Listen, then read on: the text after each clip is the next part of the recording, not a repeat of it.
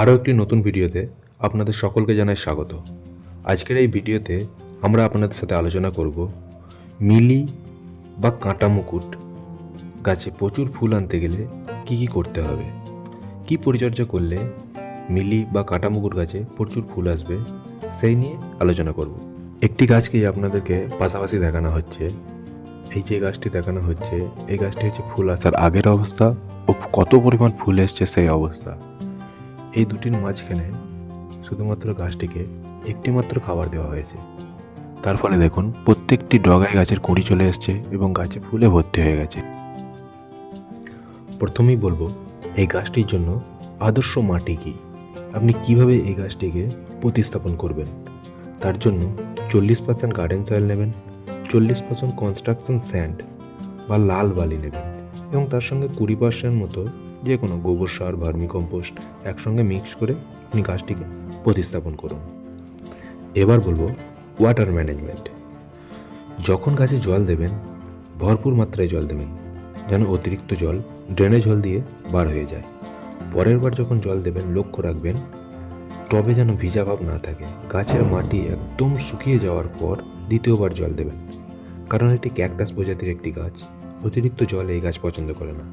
আপনি যদি গাছটিকে জল খুবই অল্পও দেন তাও গাছটি খুব ভালোভাবে গ্রো হবে। তাই গাছে জল দেওয়ার বিষয়টি আপনাদেরকে বিশেষভাবে লক্ষ্য রাখতে হবে। এই গাছটির জন্য যে খাবারটি তৈরি করবেন সেটি হলো 1 মুঠো সরিষার খোল, 1 চামচ ফসফেট ও 1 চামচ পটাশ।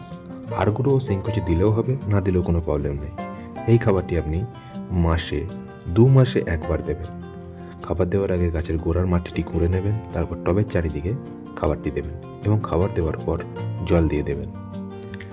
এরপরও যদি আপনার কাছে ফুল না আসেন তাহলে দেখুন ভিডিওতে দেখানো হচ্ছে ঠিক এইভাবে আপনি গাছের গোড়াগুলো খুঁড়ে নেবেন।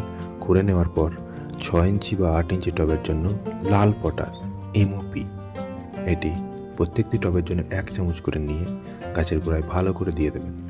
ঠিক যেভাবে ভিডিওতে দেখাচ্ছি আপনি এইভাবে গাছের গোড়ায় 1 চামচ পরিমাণ পটাশ আপনি দিয়ে দেবেন। শুধুমাত্র পটাশ, আর অন্য কিছু দেওয়ার দরকার নেই। পটাশ দেওয়া হয়ে গেছে। এবার পটাশ দেওয়ার পর আমরা যখনই গাছে খাবার দেবো, খাবার দেওয়ার পর আমাদেরকে জল দিতেই হবে। জল দেওয়া হচ্ছে বাধ্যতামূলক। খাবার দেওয়া হয়ে গেছে, গাছে জলও দেওয়া হয়েছে। দেখুন গাছের ড্রেনেজ সিস্টেমটা কত সুন্দর হয়ে আছে। জল দেওয়ার পরপরই ঠিক অতিরিক্ত জলটি গাছের ড্রেনেজ হোল দিয়ে বেরিয়ে যাবে। দেখুন কত সুন্দরভাবে গাছের অতিরিক্ত জলটি ড্রেনেজ হোল দিয়ে বার হয়ে যাচ্ছে। ভালো গাছ করার জন্য আপনাদেরকে সবসময় একটি জিনিস মাথায় রাখতে হবে যে ভালো গাছ করার জন্য আমাদের সবচেয়ে প্রথম দরকার হচ্ছে ভালো ড্রেনেজ সিস্টেম। আপনি যদি ভালো ড্রেনেজ সিস্টেম করেন আপনার গাছ খুবই সুন্দরভাবে হবে।